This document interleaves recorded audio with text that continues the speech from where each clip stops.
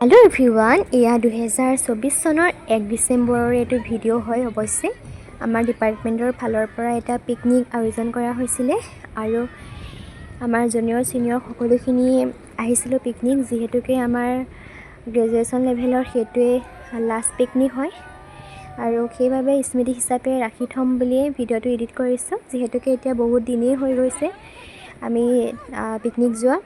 আৰু ৰাস্তাটো দেখিছেনে, ইমানেই সৰু, গোটেই গছবিলাক লাগি গৈছে গ্লাছত। আৰু আমি ধুনীয়াকৈ পাইছোঁহি আমাৰ জেগাটো, যিহেতুকে মই প্লেচটো কোৱাই নাই। বহুত এটা ধুনীয়া প্লেচ হয়, আপোনালোকেও বিচাৰিলে আহিব পাৰে।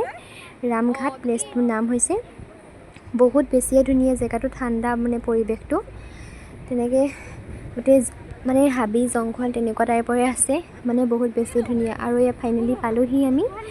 এয়া ওপৰৰ দলংখন উঠিলোৱেই, ইয়াৰ তলতে আমাৰ পিকনিক আয়োজন কৰা হ'ব আৰু ইয়াতে ধুনীয়া এখন ৰিজৰ্টো আছে এইখন। আমি অৱশ্যে তাৰ ভিতৰত নগ'লোঁ আৰু এতিয়া আমি যাব ওলাইছোঁ তললৈ, যিহেতুকে আমাৰ সকলোখিনি তলতে আছে। আমি এনেই ওপৰৰ ফালে এপাক চাবৰ কাৰণে আহিলোঁ আৰু এইখন আমি অহা গাড়ীখন। আৰু এতিয়া আমি আহি আছোঁ তললৈ। এয়াই আমাৰ গোটেই পিকনিকৰ গোটেইখিনি আছোঁ, যিমানখিনি আহিছিলোঁ ল'ৰা ছোৱালী। আৰু এইফালে চবেই কামে কাজে লাগি আছে আৰু আমিও তেনেকৈয়ে অলপমান ঘূৰি পকি চালোঁ আৰু জেগাটো। তাৰপিছতে চাহ খাব মাতিলে আৰু ধুনীয়াকৈ চাহ তাহ খাই ল'লোঁ, যিহেতুকে ৰাতিপুৱা একো খাই অহাই নাই। আৰু এইফালে এয়া খাই বৈ ফটো মাৰিব বুলি আহিছোঁ। তাই ভাবিছে ফটো মাৰি আছোঁ, মই ইফালে ভিডিঅ' কৰি আছোঁ। তেনেকৈ দিনটো পাৰ হ'ল আৰু দেই, বহুত বেছিয়ে ভাল লাগিলে। আৰু এইফালে নদীখন, জেগাই জেগাই বাম, জেগাই জেগাই দ, বহুত বেছিয়ে ভাল লাগিছে দেখি ভিডিঅ'টো।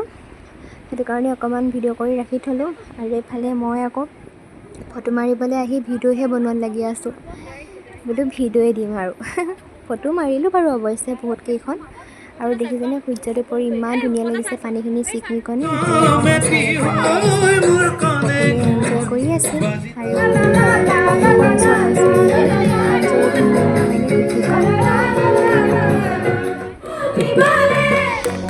তাৰপিছতে সকলোৱে এনেকৈ ফটো মাৰিলোঁ, ভিডিঅ' চিডিঅ' বনালোঁ আৰু তেনেকৈ গ'ল দিনটো। তাৰপিছত আমি অকণমান নাচি ল'লোঁ, যিহেতুকে চবেই নাচিছে, আমি জানো ননচাকৈ থাকিব পাৰোঁ, জনাই নজনাই নাচি দিলোঁ আৰু। তাৰপিছত মেমহঁতৰ লগত ফটো চটো মাৰিলোঁ। আৰু এইফালে আবেলি টাইম হৈ গৈছে, আমাৰ খাবৰ কাৰণে হৈ গ'ল খানা। ইফালে ছাৰহঁতে ধুনীয়াকৈ টেষ্টিকৈ বনালে আৰু ইফালে ঘৰ আহিবলৈ হওঁতে ৰাতিয়ে হ'ল। আৰু আজিলৈ মোৰ ব্লগটো আছিলে ইমানেই, অৱশ্যে দীঘলীয়াও নহ'লে বেছি। আৰু যদি চাই ভাল পাইছে লাইক এটা কৰি দিব। আজিলৈ ইমানেই।